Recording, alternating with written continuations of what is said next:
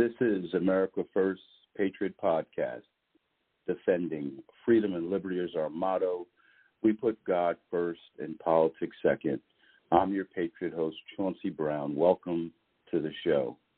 We have in the studio again with us today, Colonel Hutton. And today we're going to talk about the takedown of our military. Colonel Hutton states, today, the U.S. military, and more importantly, the U.S. as a whole, faces as many or more significant challenges from hostile nations than ever in our history. Without any further ado, let me welcome Colonel James E. Hutton, retired Army, to the studio. How are you, sir? How you doing, Chauncey? It's good to talk to you again. To you, Jim. We have a lot to unpack here. I guess we'll talk about the takedown of our military as it relates to China, and then we can move forward to Russia, Iran, the Philippines, wherever you want to go from there. Right. Yeah, so, when we say taking down the military, we're at the smallest the U.S. Army has been since 1940. 452,000 active duty soldiers. And let me give you a contrast to the way the world was in the Cold War. As a kid, my father was in the Army. He was an Army officer as well. And we lived in West Germany back in the 70s. And in the 70s, the West German Army alone had 500,000 soldiers in it. 500,000. Today, the U.S. Army, the most powerful force in the world, has 452,000 active duty soldiers in it. I understand that technology has made it so that we don't need probably as many soldiers as we once did, but it just shows you that we've decided to go very small, and I don't know that technology overcomes some of this. China has a giant population of 1.5 billion, and they've got millions of men under arms. We don't know how good they are, how big a force they are, but we know that the Chinese are operating on a scale of diplomatic, informational, military, and economic power. They've got the whole thing. That's all that we think about when we think about international power are those four areas, and they are fully engaged in override the American interest in the Pacific region. They've got it as a stated public goal that by 2049, in something they call the Great Rejuvenation, that they will have flipped all of our alliances and agreements in the Pacific away from the United States and toward them. And right now they're pursuing this. They're not just saying these things out loud. They are doing them. Right now Lately, they've been bullying the Philippines, a very small country by comparison for sure, but they share the South China Sea and other waters nearby. And, they're bullying the ships and rushing up on them and trying to say that areas of the South China Sea are theirs that are clearly international waters or have been in dispute with other nations, all the way from Australia, all the way up to the Philippines, and they are conducting what I call Mafia-like loans and payoffs to local governments. I'll give you an example. The Solomon Islands is in the region.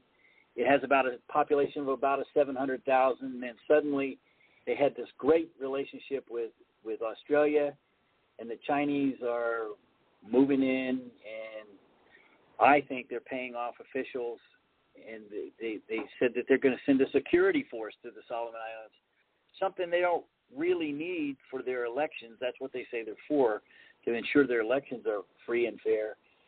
That doesn't even sound like something the Chinese are interested in, because they're not interested in free and fair elections at home, much less on the Solomon Islands. But what Solomon Islands gives them, for just as an example, is there's one of their islands that has a big enough space for a port and a very big base beside it. Now, they haven't done that yet. They haven't moved in that direction yet, but they have solidified their relationship with Solomon Islands. They're moving into regions of Africa. They're buying up ports in South America, Central America, in places like Jamaica. They're showing interest. They The bought up. Chinese.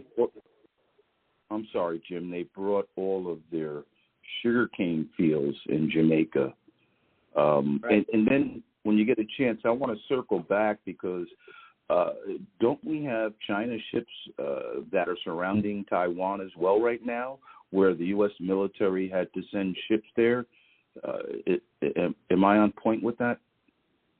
Well, recently they conducted what appeared to be an exercise. Some people call it a rehearsal, in which they used ships and aircraft and completely surrounded the islands, disrupting commercial traffic, normal operations for the Taiwanese Navy, and one could speculate that was a rehearsal, something still to come. Now remember, the Chinese, and I believe the Chinese when they say, we are going to take back Taiwan. They say it out loud. They've said it repeatedly, and it's like, I'm not sure that there's a certain number of people in Washington, D.C. that actually believe that they believe that, or that they might actually try that. Now, but keep in mind that since the 1949 revolution in China, in which the Communist Party took over in a brutal fashion, they were never in charge of Taiwan. They just claimed it as because the old government had Taiwan as part of that government. But Taiwan has never been part of the CCP. They have no communist officials. They are not beholden to the dictator Xi in the region. So if they take it, they're taking what is essentially a free nation. And I know we have this complicated relationship where we have this so-called one China policy, but we have in effect said that Taiwan is its own nation. I know we don't have embassies and, all of that stuff. And there are other nations in the world that have withdrawn from diplomatic recognition of Taiwan as a separate nation. I realize that. But at the same time, we know that it's a free nation. It's a very prosperous nation. They contribute a lot to the world. And we can't allow that nation just to go under because the bully next door is knocking at the door. Exactly. Also, the last podcast that you were on with me, I think we also talked about how China is buying up farmland in properties in the Middle West that is close to less than 50 miles away from our nuclear facilities. And right. I don't know how. And I don't know. Go ahead, Jim. I'm sorry. Yeah, nuclear facilities and other military facilities. But the question that we're not answering is why are we allowing China? Now, we allow other nations like the British and the Canadians and other nations to buy up property, but we also buy property in their countries. You can't go to China and buy property. So if there's no reciprocity at all, why even allow it? I think it's not unreasonable to say, China, you can no longer buy U.S. territory, and I don't care where it is, whether it's near an army post or in just out in the middle of the desert. Why should we allow that when there's no reciprocity? And really, we got to ask why it is they want it. Well, I think why they want it, but the question that I have is why do they allow it, and what politicians are getting paid off to allow this to happen? Because now you're threatening the infrastructure directly of our nation. And I have to blame politicians for allowing this to happen. Yeah. We can't keep selling off our land, our property. I mean, I remember at one point when China owned the United States debt. Right. I don't know if it was about 10 years ago or 15 years ago. And I'm like, China brought up all our debt. I'm like, why? But now I understand now that China wants total domination of all regions, and they want to infiltrate everything, everywhere, and they're doing it. And like you said, announcing that they're going to do this. And like you said, you shouldn't take them lightly. Normally, if they say they're going to do something, they're going to do it. Yeah, and especially when you can watch them doing it right now, real time. We have too many politicians that are compromised, and it's sad because this is the after effect of these politicians being compromised is the result of what's transpiring right now. We wake up and all of a sudden now, 50 CCP owns 50 properties next to 50 military facilities. I mean, come on. They had to know that they were selling those properties and who they were selling it to, and we got to tighten up, And they said that if we're going to lose this country from within.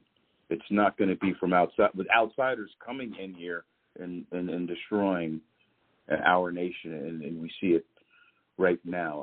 I just hope and pray that the next batch of politicians are able to start turning this stuff around, because, like you said, they have a goal to implement their massive acquiring their power by 2049. They have a goal, and if we don't step up, and I know we're going to talk about it later in the podcast, if we don't step up recruiting and trying to encourage, people to come into the military. But like you also alluded to, AI is becoming a problem because they're replacing AI for military personnel, and I'm very concerned about the future of AI, with in our country. I know Mark Zuckerberg spoke about it the other day, and I'm like it's a little late for you to be talking about. Hold on a second. I think I made a mistake here in the podcast. Okay. The time is off. Hold on a second. Oh, you got to be kidding me. I thought I made it for an hour. Guess how long I made this podcast for by accident? 15 minutes. 15 minutes. Okay. So we ended. 60 seconds. What I'm going to do is I'm going to, after it ends, I'm going to set it up and we're going to start it and go live right again, okay? If that's okay with you. Start from the beginning or start from where we left off? We can start from where we left off. Okay. Okay. So I'm going to create it now, and we're going to start it right back up. All right? Now, give me about 5 minutes, okay? Okay. Do I need to call back in? Yes. For those that are listening, I'm going to post out another link again. Unfortunately, I made a mistake with the time, and when I updated it, they changed the time to 15 minutes, and I didn't change it back to the end. So I'm going to set it back up, and we'll be right back, okay? Apologize. Okay.